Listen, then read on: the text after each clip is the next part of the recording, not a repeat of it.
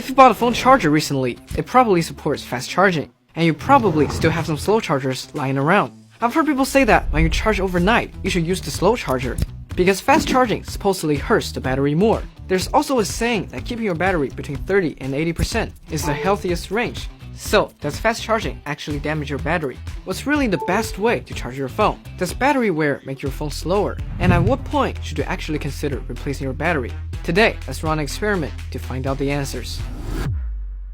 First, we prepared 6 iPhone 12s and divided them into a fast charge group and a slow charge group. Then, we opened them up and measured the battery capacity of each one and installed our custom software called a discharge loop. Once the app starts, the phone begins running a program to drain its battery. When the battery drops to 5%, the app sends a signal to a relay connected to the charger, telling it to close the circuit and starts charging.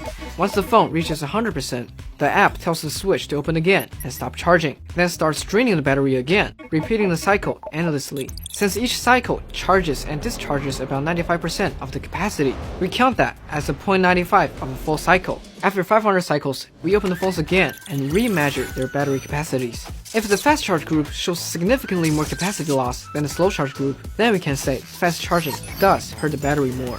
In addition, we prepared another group of iPhone 12s. These phones drain from 80% down to 30%, then fast charge back to 80%. Since each round only uses 50% of the battery, we count that as a half a cycle. If after 500 cycles, this group's battery loss is less than the full fast charge group, then it proves that keeping your phone between 30% and 80% really does help protect the battery. Finally, we had one more iPhone 12 as a control group.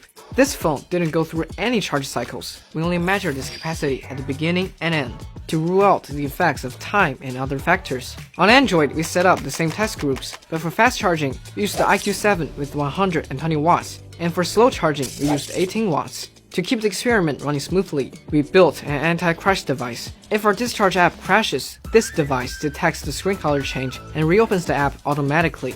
All the phones used in this experiment were purchased through official stores. We didn't communicate with any brands, so the results are completely independent. Running a test like this takes about 6 months, so if you could give us a like, we'd really appreciate it. Before the test began, just to prove we were really doing this for a long time, we planted some plants.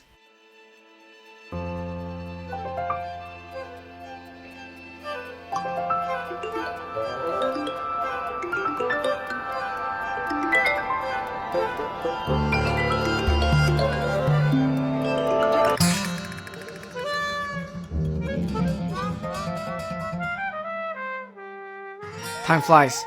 The plants didn't survive, but the experiment did. After 167 days, all the phones had completed 500 charge cycles. The iPhone slow charge group lost 11.8% of its battery capacity. The fast charge group lost 12.3%, just 0.5% more. On Android, the slow charge group dropped 8.8%, while the fast charge group dropped 8.5%, about 0.3% less.